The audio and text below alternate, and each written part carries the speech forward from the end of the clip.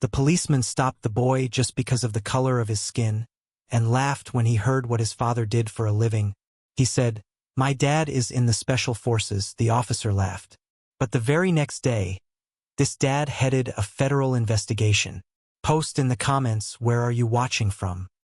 The quiet suburban streets of Oakridge Heights had always been known for their manicured lawns, friendly neighbors, and a seemingly superficial peace.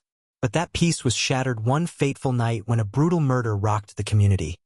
A high-profile homicide that left its mark on every resident and attracted a media frenzy from coast to coast.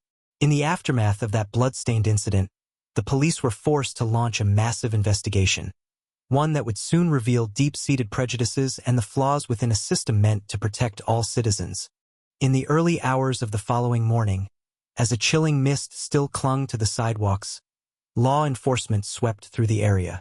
Officers in dark uniforms moved methodically from block to block, questioning residents and canvassing for any clues that might lead to the perpetrator of the heinous crime. Their gaze, however, often fell disproportionately on the youth, particularly the black teenagers from the densely populated microneighborhoods near the center of Oakridge Heights. To many within the department, these youngsters appeared to be the easiest scapegoats, the ones whose very presence, by any narrow definition of suspicion, seemed to validate the prejudices of those who believed criminality was a birthright of the oppressed. On a sunny afternoon, as the city struggled to recover from the shock of the murder, 14-year-old Jalen King made his way home from his after-school training session. Clad in his standard sports uniform, with a well-worn backpack slung over one shoulder and a pair of headphones in his ears, a picture of ordinary adolescent determination, Jalen was oblivious to the storm brewing in the minds of those watching him. Yet for one officer in particular, his presence on the street was already marked by a sense of foreboding. Officer Grayson, a seasoned member of the local police force with lines of cynicism etched into his face, eyed Jalen with an air of suspicion that was as unmistakable as it was unwarranted. In the officer's mind, the image of a young black teen ambulating alone along the urban pavement was a flag of potential trouble, a sign that something fiendish might be lurking beneath his unassuming exterior. It wasn't long before Officer Grayson's car pulled up beside Jalen on a quiet residential street. The fluorescent lights of the patrol car painted the pavement in strips of blue and red, and the door swung open with a metallic groan. Grayson stepped forward, his posture rigid and authoritative as he called out to the teenager. "Stop right there," he barked. Jalen, startled out of his daydreams of routine athletic drills and school projects, pulled the headphones from his ears and stepped toward the patrolling officer with both trepidation and resolve. "Officer, is there a problem?" Jalen asked softly, his voice betraying a mix of anxiety and the polite deference ingrained by years of respectful upbringing despite the circumstances. Officer Grayson's gaze, narrowed and dismissive, swept over Jalen's casual appearance. A combination of athletic gear, a modest backpack, and neatly styled hair that was far too ordinary to raise any alarm on its own. Instead, his eyes landed on what Jalen casually mentioned in passing. "My dad serves in the Special Forces," Jalen added with a quiet pride, as if sharing a personal truth that he assumed would make him stand a bit taller in the eyes of his peers. The moment the words left Jalen's lips, a sneer curled on Officer Grayson's face. In a tone dripping with condescension and disbelief, the officer scoffed loudly in front of Jalen and a few nearby witnesses. "Your father in the Special Forces? Don't make me laugh, kid. I've seen real soldiers.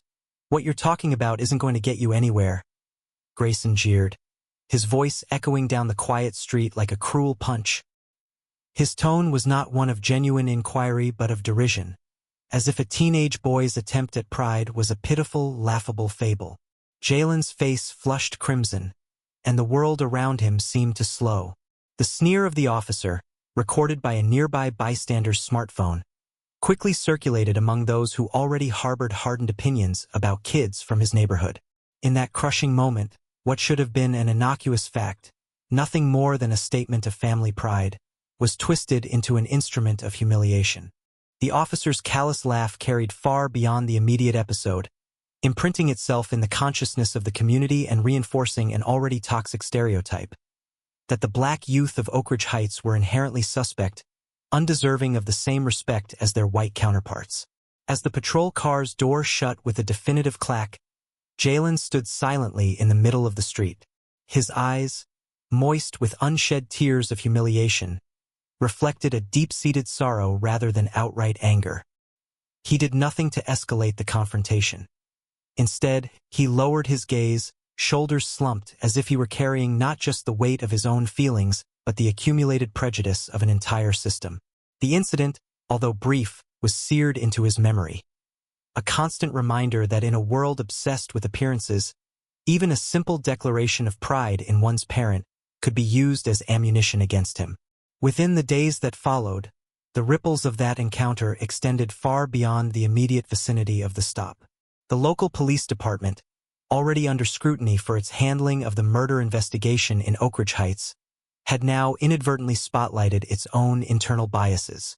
Complaints began to circulate through community channels and on social media, with teachers, neighbors, and civil rights advocates demanding that the department reconsider how its officers treated the youth of certain neighborhoods.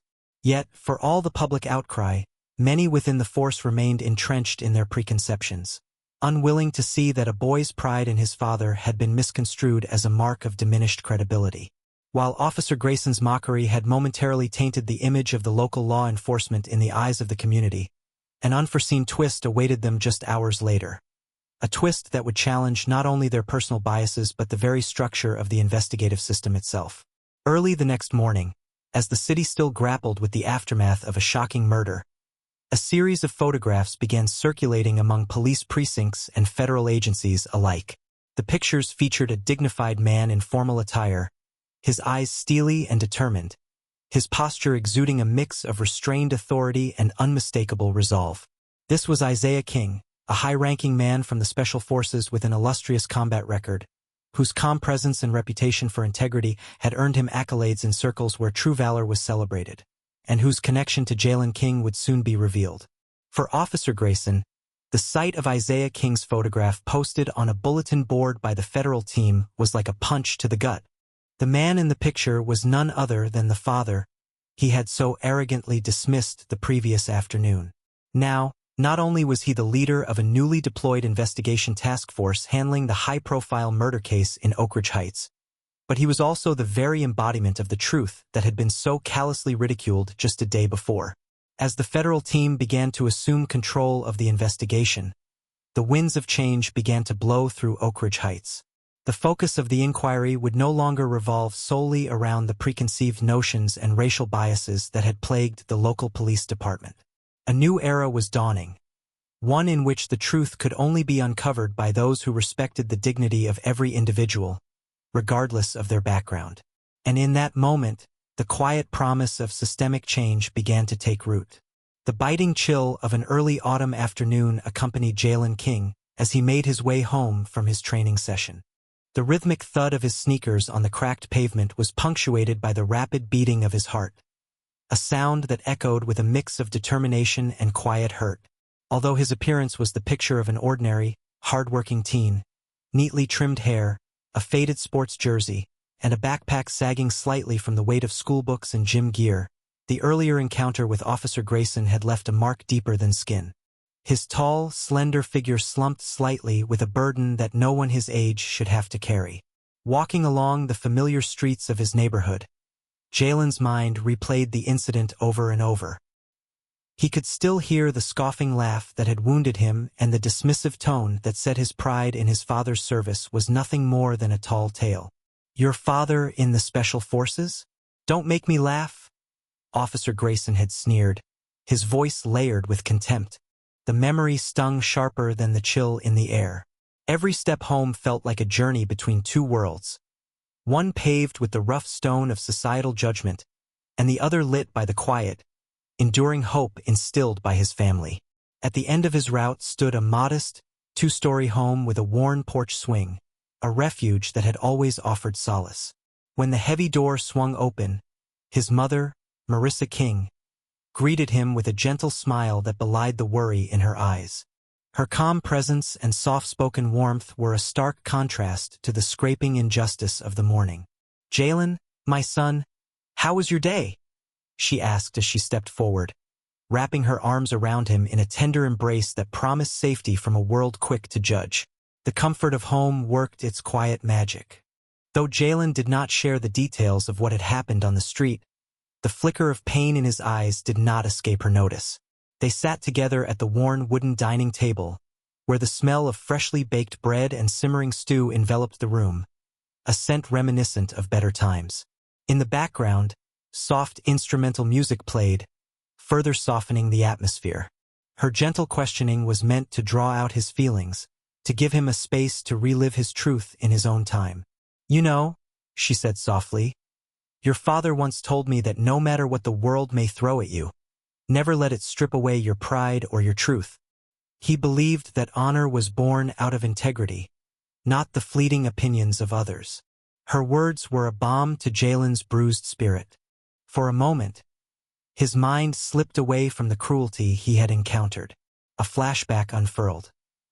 He remembered a hazy afternoon from his early childhood, when his father, a figure of gallantry even in his absence, had come home battered yet triumphant from a challenging mission.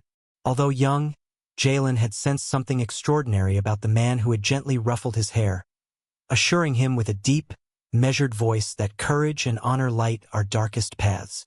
This memory, wrapped in the soft light of a faded photograph and his mother's loving recollections, surged like a quiet anthem within him. Even as the memory offered comfort, Jalen's inside ached with the sting of humiliation. The image of Officer Grayson's sneer haunted him.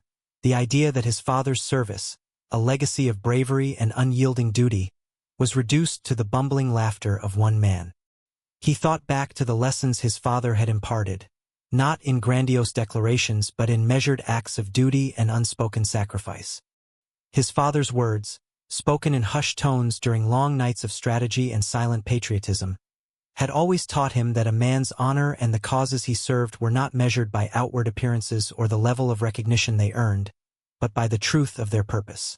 Marissa reached out, placing a gentle hand over his, and in that moment, Jalen sensed that his inner pain was shared by his entire family.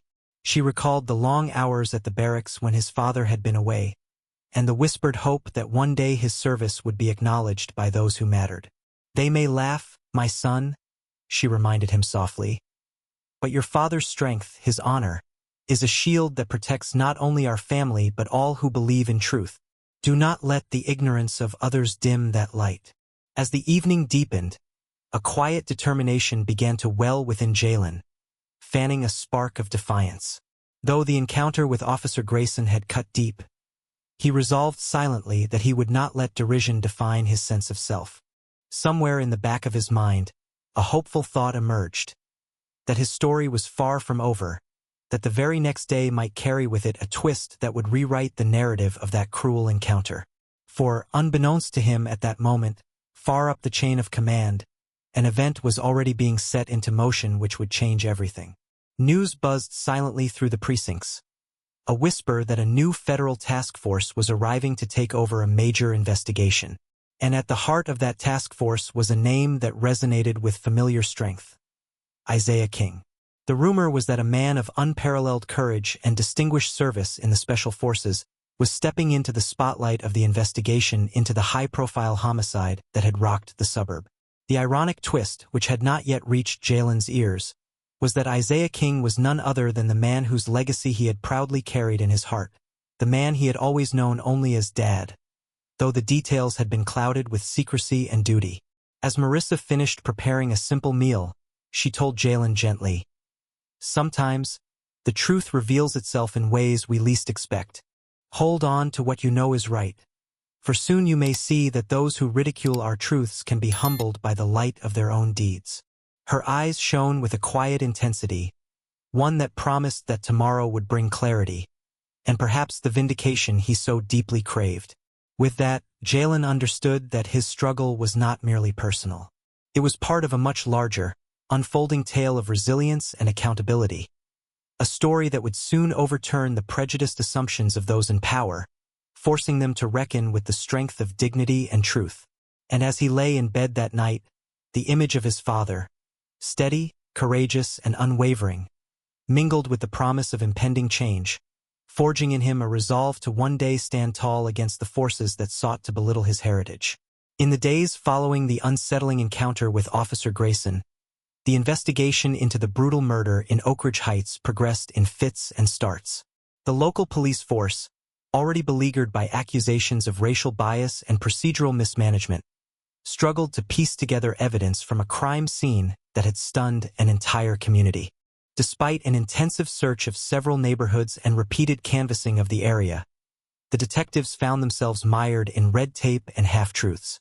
Rumors began swirling that the investigation, too, was tainted by preconceived notions, its focus narrowing disproportionately on the black youth of the microneighborhood near the epicenter of the crime. As the local department's detectives compiled evidence, the inquiry repeatedly ran into dead ends. Eyewitness testimonies were inconsistent, surveillance footage was either missing or inexplicably blurred, and forensic reports were riddled with ambiguities. Instead of following leads that might indicate a coherent pattern, the investigation came to resemble a chaotic scramble. Many within the community began to whisper that the authorities were more interested in supporting established prejudices than in pursuing every angle needed to uncover the truth. Letters of complaint poured in from local civil rights groups, and community leaders organized meetings demanding accountability and transparency from law enforcement. The media, which had initially described the murder as an isolated, horrific incident, quickly escalated the story into a battleground of public opinion. Front-page headlines in the city's major newspapers lambasted the local police for what was portrayed as a careless and biased handling of the case. Television news segments featured interviews with distraught family members of the victims and impassioned remarks from concerned citizens. Journalists, armed with cameras and microphones on street corners, captured images of vigils held outside police stations and public forums where residents denounced what they saw as a disturbing disregard for justice. One particularly heated evening, a local radio station hosted a live call-in show that became a forum for community anger. Listeners reported feeling let down and trampled on as the investigation languished. The host, with a tone that balanced outrage and a plea for change, repeatedly asked, "How can our neighborhood heal when the truth remains buried beneath clouds of prejudice and mismanagement?" Social media exploded with hashtags such as #SolveOakridge and #JusticeForAll, the digital voices of the community clamoring for action and honesty from their protectors. In response to mounting criticism and national media attention, the city's police chief convened an emergency meeting with senior officers to assess the progress of the investigation. In a meeting that was reportedly tense and fraught with finger-pointing, it became glaringly apparent that the local investigative methods had stalled. The pressure from the public and the media was unrelenting, and high-ranking officials began to fear that the current approach would only deepen distrust between law enforcement and the community it was sworn to protect. After long hours of deliberation and a series of closed-door discussions with elected officials and prosecutors, a decision was finally reached. The case would be handed over to a federal task force. The directive was clear: the severity and high-profile nature of the murder, combined with the systemic shortcomings of the local investigation, necessitated an intervention from outside agencies capable of conducting a truly impartial inquiry. Word spread rapidly through official channels that the case was to be transferred, and the local police force was ordered to cooperate fully with the impending transition. The day before the transfer, tension in Oakridge Heights reached a fever pitch. Federal agents in unmarked vehicles began to appear around key intersections, and community bulletin boards buzzed with the news that a new investigation team was on its way. In hushed conversations at local diners and on front porches, residents speculated about the identities of these federal officers. Many whispered that the incoming team included elite experts with backgrounds in national security and special operations. The promise of a fresh, unbiased investigation kindled a glimmer of hope among those who had felt abandoned by a local system steeped in prejudice. Among the shadowed corridors of the police department, Officer Grayson, whose earlier mockery of young Jalen King had become fodder for the community's outrage, found himself increasingly under scrutiny. Internal reviews began to surface, and whispers of selective enforcement and biased policing grew louder. The department's leadership, desperate to stem the tide of criticism, issued several statements emphasizing their commitment to a fair investigation. Yet, for many residents and observers, These assurances felt hollow when measured against the enduring public display of injustice that had already taken root. As the federal task force's arrival loomed, the entire region braced for a shift. The local police's inability to deliver results, combined with an outpouring of media pressure and community dissent, set the stage for an overhaul of the investigation. A new chapter was on the horizon, promising rigorous, impartial scrutiny free of the narrow assumptions that had long plagued the local system. In this charged atmosphere, the truth was beginning to reclaim its rightful place. A truth that would soon force every skeptic, every cynic, to confront the stark reality of a system capable of change when its foundations are shaken by the power of accountability and justice. As whispers of an impending federal takeover rippled through the corridors of Oakridge Heights, the atmosphere in the police station shifted from tense frustration to tense anticipation. The local officers, beleaguered by mounting public criticism, huddled in disjointed clusters, their voices barely a murmur compared to the swelling chorus of community outrage. In the wake of the mass murder and subsequent botched investigation, city officials had finally conceded that the local police had reached an impasse. It was time for reinforcements, time for the special forces of federal law enforcement to step in. The transfer of authority had been ordered the day before, and now the station waited breathlessly for the arrival of a team that would soon alter the course of the investigation. Outside, the horizon began to glow with the pale light of a new morning. A morning that, unbeknownst to many, would mark a turning point for the entire community. In the parking lot, unmarked federal vehicles pulled up in rapid succession. Their presence was communicated through curt radio messages and the measured steps of agents moving with military precision. The local press, already gathering in clusters with cameras and recorders, strained to capture every detail of the moment. The community, too, sensed that change was afoot, a shift that threatened to upend the assumptions and biases long harbored by those in power. Leading the federal task force was a figure whose reputation had grown into near-legendary status among those who understood the meaning of true service and dedication. Isaiah King, a man whose very presence exuded both a quiet dignity and a steely resolve, stepped from the lead vehicle with purposeful strides. Clad in a crisp, dark tactical uniform with insignia that denoted a long and storied career in the special forces, he immediately drew a stark contrast to the local officers whose conduct had been tainted by prejudice. His eyes, cool and assessing beneath a neatly creased cap, swept the area as though collecting every detail for his mental ledger. In his gaze lay an unwavering commitment to uncovering the truth, a commitment that did not tolerate half-truths or the influence of bias. Isaiah's arrival was announced calmly and clearly. "Attention all units, this is Special Agent King. I am assuming command of the investigation into the Oakridge Heights homicide case. Effective immediately, all local units will coordinate with my team." The crisp command rippled across the chaos, and even those accustomed to the flashiness of local law enforcement felt a shift in the power dynamics in the room. Among the assembled officers, one name, which had been the butt of a cruel joke just hours earlier, now emerged as the harbinger of accountability. For Jalen King, the 14-year-old boy whose quiet pride had been tarnished by mocking derision, his father's image, now in the form of this unyielding leader, suddenly carried a weight and respect that could not be dismissed. Outside the precinct building, the federal agents wasted no time in setting up a perimeter, cordoning off evidence storage and evidence-gathering areas with methodical precision. The steady murmur of radios and the synchronized tapping of boots on pavement provided a stark counterpoint to the earlier dissonance of petty prejudice and local bias. As the agents began to work, they pulled out state-of-the-art equipment and digital forensic kits, tools that Isaiah King himself had personally ensured were part of the standard issue gear for any major investigative operation under his command. Inside the precinct, whispers turned to murmurs of astonishment as the news spread that the new investigation leader was none other than the father Jalen had so quietly insisted was a source of honor: Isaiah King. A photograph, hastily scanned and digitally distributed among precinct officers and soon circulating online, showed a stern, battle-hardened man with scars of past conflicts etched near his eyes and a posture that spoke of countless hours spent facing danger head-on. For those who had previously doubted, for those whose laughter had echoed mockingly when Jalen mentioned his father's service, a moment of stark realization hung in the air. The truth, as embodied by Isaiah King, was not a fairy tale but a hard-won legacy of honor. Within minutes, Agent King began issuing orders directly. With a clipped tone, he directed, "We will re-examine every piece of evidence that has been collected. I want a comprehensive audit of the surveillance footage and all forensic reports. Any inconsistencies or evidence of tampering will be pursued to the fullest extent.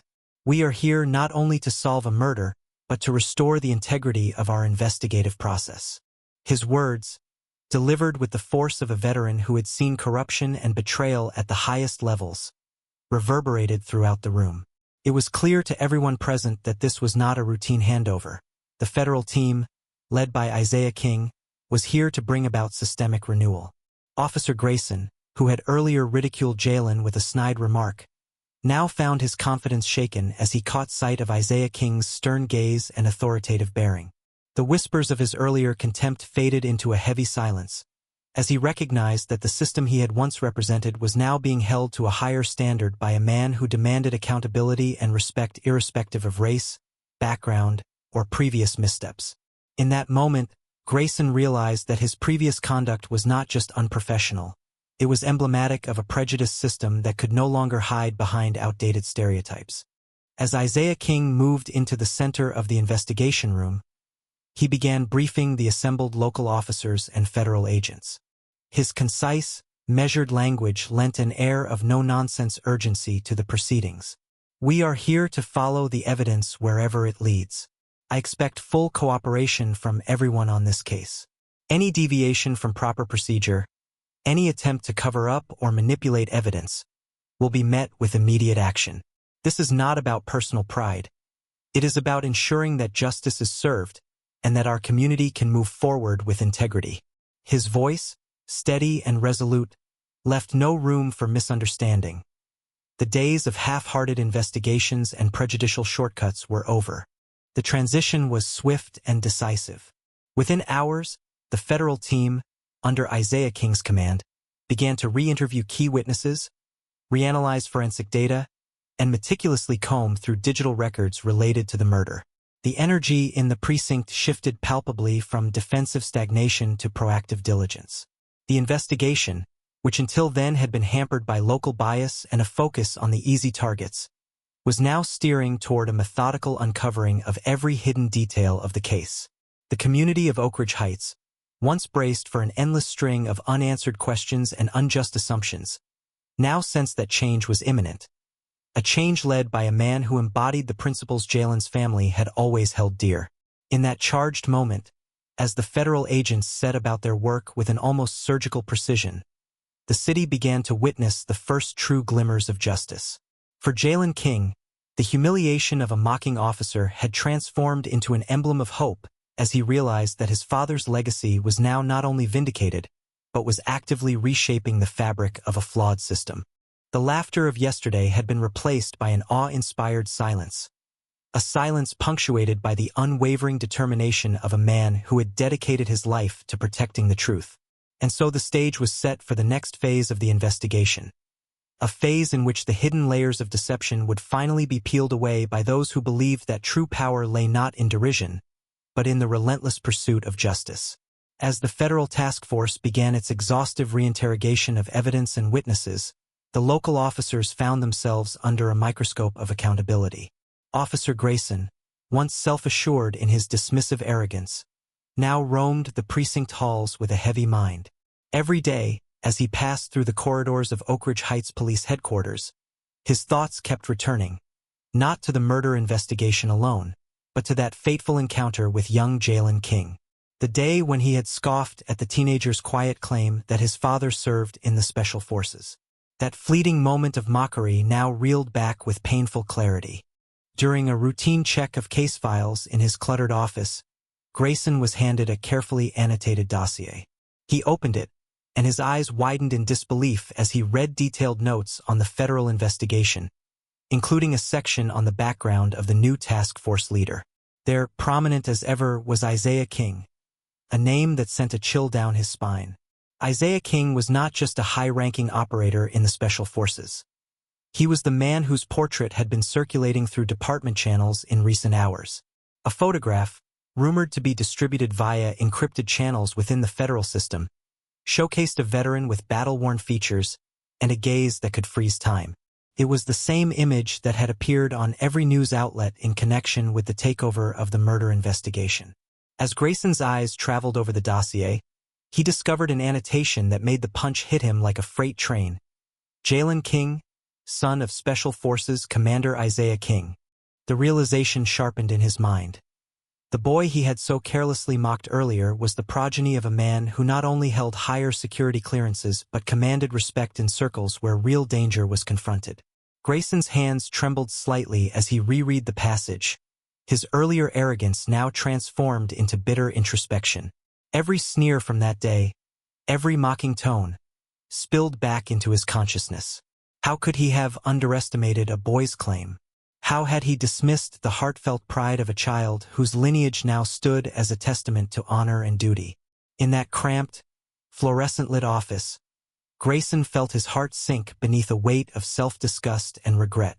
Not only had he contributed to a culture of judgment and prejudice, but his personal derision had also symbolized an entire system's failure to see beyond superficial appearances. He replayed the exchange in his mind. "Your father in the Special Forces? Don't make me laugh, kid." Those words, once spoken with careless confidence, now seemed grotesquely out of place in the light of enduring truth. Grayson's inner voice had no defense left. The evidence of his own hypocrisy lay bare before him. That evening, as dusk settled like a heavy shroud over Oakridge Heights, Grayson reluctantly attended an internal meeting with the precinct's senior officers. The discussion was meant to strategize how best to coordinate with the incoming federal team, but the conversation soon took on a different tenor when Grayson's subordinate mentioned the portrait of Isaiah King and the accompanying dossier. As whispers of the son of a Special Forces commander reverberated around the table, Grayson's face reddened with the sting of his past cruelty. The room fell silent as one of his colleagues, voice soft yet resolute, remarked, "Sometimes the truth cuts deeper than any bullet, officer." It was a comment that seemed targeted directly at Grayson's own conduct, an accusation wrapped delicately in the language of regret and hope for redemption.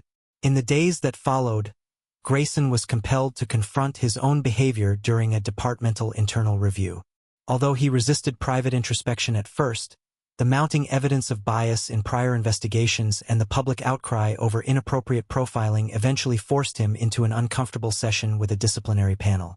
There, amidst the sterile glow of a conference room, Grayson was asked to account for his actions.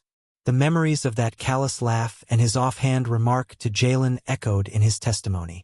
His voice quivered as he admitted, "I made a mistake. I underestimated not only the courage of a young man but also the immense responsibility that comes with every word we speak in the service of the public." His confession was not met with applause, but with measured nods of acknowledgement, a recognition that the flawed system demanded accountability from within as well as from without. Back on the investigation scene, the shift in leadership under Isaiah King had set a course for a comprehensive, unbiased inquiry. Under King's direction, forensic experts meticulously re-examined every detail of the crime scene, and ties to political subterfuge were unearthed with stark clarity. As the federal task force cross-checked local evidence against state-of-the-art digital forensic analyses, it became increasingly clear that manipulation and cover-ups had permeated the previous investigation.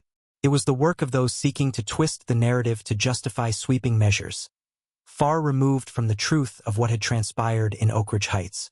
Amid this wave of seismic change, Officer Grayson found himself standing at a crossroads. The man he once was, firmly rooted in bias and self-assurance, was now teetering on the brink of transformation. Each day, as he grappled privately with the bitter realization of his past conduct, he began to see the possibility of redemption through change. Slowly, he started to make amends, personally reaching out to community leaders, apologizing for his past behavior, and advocating for training that would help officers see beyond stereotypes. His actions, though small at first, began to shift the internal culture of his unit. For Jalen King, too, the day's earlier humiliation had begun to give way to a burgeoning hope.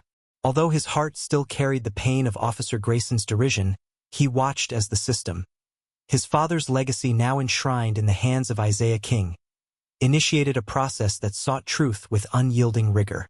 The transformation in law enforcement practices promised a future where judgments would be rendered not on the color of one's skin or the background of one's family, but on the integrity of the facts presented. In this critical juncture where justice was being redefined, Grayson's internal reckoning and subsequent efforts at atonement underscored an essential truth: that even those who once faltered in the light of truth can eventually become its most ardent defenders.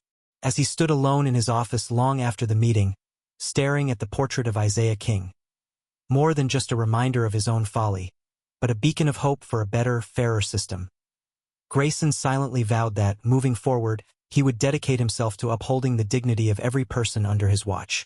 Under the relentless scrutiny of Isaiah King's federal task force, the investigation began to shift from a desperate search among the usual suspects to a systematic re-examination of every shred of evidence. The pristine calm with which King conducted his inquiries was a stark contrast to the chaotic bias that had marred the earlier local probe. Late one rainy afternoon, while the low hum of the precinct's fluorescent lights mixed with the steady tapping of keyboards in the makeshift forensic lab, King and his team pored over re-examined surveillance footage, forensic reports, and digital logs. Every lead was reanalyzed with precision, and what they uncovered sent shockwaves through both the task force and the community. Isaiah King focused first on the crime scene.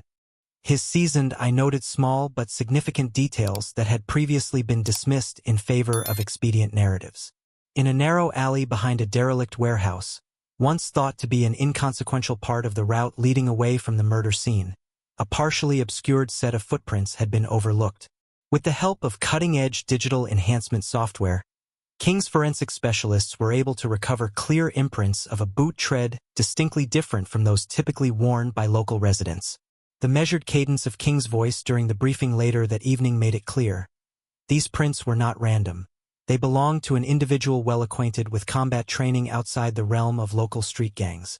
As the investigation moved forward, King's team conducted a series of meticulous interviews with witnesses, people who had been too frightened or too marginalized to speak out under the earlier shadow of bias. One elderly shopkeeper recalled a mysterious figure in dark clothing lurking near a back door on the night of the murder, while a young night shift worker described hearing voices in a language that did not match any of the local vernaculars. The mosaic of clues began to paint a picture. A small, clandestine crew, possibly connected to a broader network of criminals with ties extending beyond the neighborhood, had been involved in the homicide. Their carefully orchestrated operation had been camouflaged by the local police's insistence on blaming the already vulnerable minority youth of Oakridge Heights. The breakthrough came when digital forensic analysts discovered an unusual set of communications on a secure server, one that had been manipulated by a mid-level criminal syndicate operating in the city's underbelly. Encrypted messages exchanged between known individuals in organized crime hinted at a hit job designed to silence a key witness, a local community activist who had been outspoken against corruption in city contracts. The records indicated that the activation of this lethal plan was facilitated by compromised software in the local police's database, a system that, as earlier evidence showed, had been tampered with to deliver skewed statistics.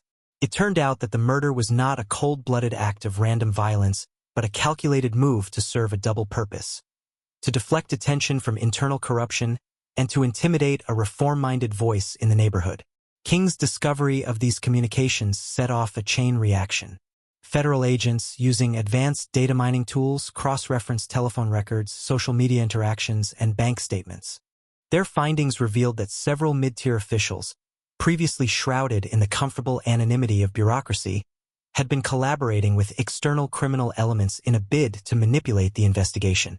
This treacherous network had not only facilitated the murder, but had also actively misdirected local law enforcement towards scapegoating innocent teenagers, including Jalen King's peers. Faced with this mounting evidence, Isaiah King called a press conference in the barren courtyard of the federal office. His steely gaze and calm diction were a far cry from the earlier chaos. "We initially believed our investigation would unearth the truth by focusing on those easiest to discredit," King declared. "But the facts compel us to confront a more insidious truth: a network of corruption that polluted our system from the inside and used misdirection to defame a community already burdened by prejudice. His words were met with a mix of astonishment and relief from the public, many of whom had long suspected that the local system had been compromised. In the wake of King's findings, disciplinary action was swiftly initiated. A high-ranking internal review board convened, and senior members of the local police administration were called before a disciplinary committee. Officer Grayson, whose earlier insensitivity now stood exposed against the backdrop of undeniable evidence, was suspended pending a full investigation into his conduct and the extent to which his actions or inactions facilitated a broader culture of bias. Other officers, found complicit in ignoring critical leads that might have saved lives, faced similar repercussions. The public cleansing was not merely symbolic. It was a rigorous reordering of priorities, one designed to restore legitimacy to a system tarnished by prejudice and obstruction. Meanwhile, as the task force's investigations advanced into the heart of the criminal network, arrests began to be made. Several middle managers within the syndicate were rounded up during coordinated raids. Under intense interrogation, some of the ringleaders broke down, their confessions confirming that the murder of the community activist was a deliberate attempt to fortify politically motivated narratives and to intimidate voices of dissent. The cleanup spread like a cleansing tide, washing over the fractured precincts of Oakridge Heights, and by the end of the week, the scandal had become a symbol of accountability at both local and national levels. For Jalen King, the transformation was profound. The boy who had once faced scorn for proudly mentioning his father's service now witnessed a tangible vindication. A system that, guided by a man like Isaiah King, was capable of discerning truth irrespective of superficial prejudices. Standing at the edge of this tumultuous change, Jalen felt his earlier humiliation slowly replaced by a cautious optimism. The community that had once been defined by unjust assumptions now began to see itself in a new light, a collective spirit rising to claim dignity and justice. In courtrooms, on phone lines, and across social media, the story of Oakridge Heights evolved into more than just an investigation into a murder. It became a case study in how, when faced with the pressure of corrupt forces and ingrained bias, the truth can emerge with its own arsenal, a truth that, armed with accountability, can dismantle even the most entrenched systems of injustice. The day had finally come when Oakridge Heights seemed to exhale after weeks of tumult. The federal investigation, led with unwavering precision by Isaiah King, had not only dissected the layers of corruption that obscured the truth behind the brutal murder but had also catalyzed a long-overdue self-examination within the local police force. With arrests made, disciplinary actions underway, and media scrutiny intensifying every corner of the once insulated precincts, the community was beginning to see the first tentative rays of a new dawn, one that promised to redefine justice and restore lost dignity. On a crisp morning that bore the soft light of renewal, 14-year-old Jalen King, whose earlier humiliation had been seared into his memory, found himself standing before the imposing facade of his school. The building, a longtime symbol of both hope and unspoken prejudice, now bore a transformed ambience. Its entrance was bathed in natural light and surrounded by a subtle air of respect. No longer did the echoes of derision reverberate among the students and faculty. Today, the silence was respectful and even anticipatory of change. For Jalen, this moment was the culmination of a painful journey, the moment when he could finally stand tall without fear of being laughed at for simply speaking his truth. As he gazed up at the school's entrance, Jalen's mind swirled with mixed emotions. The memory of Officer Grayson's sneer, "Your father in the Special Forces? Don't make me laugh, kid," had once stung so deeply that it had made him want to shrink away. And yet, in the aftermath of Isaiah King's intervention, that pain had been slowly supplanted by a burgeoning sense of pride. The federal team's relentless pursuit of the truth had exposed not only a criminal network, but had also unmasked a culture of systemic bias that had long been allowed to flourish. Throughout the investigation, news of internal reviews, the suspension of biased officers, and stern warnings issued to a compromised system spread across the community like a beacon of hope. No longer were innocent youths singled out as scapegoats. The truth, formidable and unyielding, began to serve as the great equalizer. In a quiet moment before classes resumed, Jalen sat on a bench outside the school, clutching a tattered notebook in which he had scribbled down his quiet thoughts over the last few weeks. Every page was filled with reflections on identity, courage, and the enduring power of truth over prejudice. The words of his mother, which had once soothed him in the aftermath of mockery, now rang with new meaning in his ears. Let truth be your shield and honor your guide. Inspired and bolstered by his father's legacy, today's visible testament to the man whose image had circulated proudly among those who now recognized real valor, Jalen vowed silently that his identity would never again be defined by the shallow judgments of others. Across town, in the administrative offices of the local police department, Officer Grayson now stood before a disciplinary committee. The weight of his earlier callousness pressed upon him as he faced unblinking scrutiny from peers and superiors alike. In that austere meeting room, filled with the hum of fluorescent lights and the steady tap of official documents, Grayson was forced into a confrontation with his own biases. There were no heroic excuses here, only a raw acknowledgement that his words had contributed to a chain of injustice. His apology was measured, regret evident in every syllable. I underestimated a young man's pride, and in doing so, I betrayed the fundamental dignity we owe every citizen. Though his admission would not erase the past, it was a first tentative step toward a reformed system, one that could learn from its errors and rise up, instilling trust once more among the people. Meanwhile, Isaiah King, who had helmed the federal task force with an uncompromising focus on accountability, prepared to return to active duty. His presence at Oakridge Heights had been transformational, not merely for the integrity of the investigation but for the community's faith in a system that could demand the truth from itself. In a final public address delivered to local media and community leaders, King declared, "Our system must be a bastion of justice and equality. Today, we have seen that truth carries its own power, and when it finds a voice, no prejudice can silence it." His words resonated deeply, igniting discussions that rang through city council meetings, community forums, and even the halls of local schools. That very afternoon, as dusk settled over Oakridge Heights, Jalen walked to his classroom for the first time without hearing the spitfire of ridicule following his every step. In its place, teachers offered him nods of encouragement, and fellow students, once complicit in quiet mockery, now regarded him with a semblance of respect, if not outright admiration. The transformation was subtle but undeniable. A community that had once looked to the easiest targets for blame was now learning to judge by character, not by color. Standing alone for a moment at his school steps, Jalen reflected on the day's journey. His eyes glistened as he recalled the pain of petulant laughter and the unyielding darkness of injustice. Yet, above it all, soared the brilliant prospect of change.